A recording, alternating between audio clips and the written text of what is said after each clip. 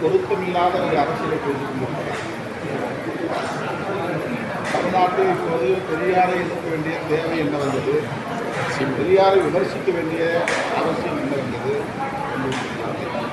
பாஜக ஆதரவாளர்களின் வாக்குகளை பெறுவதற்காக ஈரோடு கிழக்கு தொகுதியில் அவர்களின் வாக்குகளை பெறுவதற்காக அவர் இந்த உத்தியை கையாளுகிறார் என்ற ஐயமும் கூறுகிறது. தந்தை பெரியார் சனாதன எதிர்ப்பில் உறுதியாக இருந்தார்.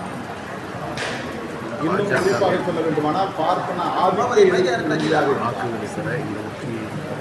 அவருடைய காலத்திலேயே சமகாலத்திலேயே அவரை வீழ்த்துவதற்கு பார்ப்பன தனியார் உயர்சாதி அமைப்புகள் மிக கடுமையாக அவரை வீழ்த்த முயற்சித்தார்கள், முடியவில்லை. அவர்கள் தொடர்ந்து அந்த முயற்சியில் ஈடுபட்டுள்ளார். அதே வேளையை இவர் செய்கிறார் என்றால் இவர் பாஜகவின் கொள்கை பரப்பு செயலாளரா என்ற கேள்வி எழுகிறது. அவர் செய்யும் அரசியல் அதிர்ச்சி அளிக்கிறது.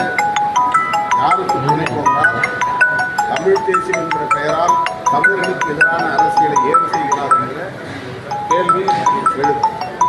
தொடர்ந்து சீமான் அவர்கள் தாக்கி பேசுகிற விஷயத்தை தொடர்ந்து பண்ணிட்டு இருக்காரு. குறிப்பாக விஜயவர்மன் கட்சியாரங்க போது அவரை தாக்கி பேசுகிறதும் இப்பொழுது பெரியாருக்கு தாக்கி பேசுகிறதும் அப்படின்னு இது எதன் வலியுறுத்துது?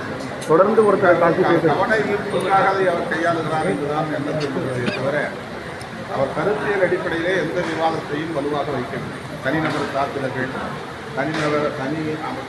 கட்சி மீதான கடுமையான விமர்சனங்கள் என்று அவருடைய அரசியல் ஒரு இனவாதத்தை நோக்கி பாசிச கூறுகளை கொண்டதாக பரிணாமம் பெற்று வருகிறது.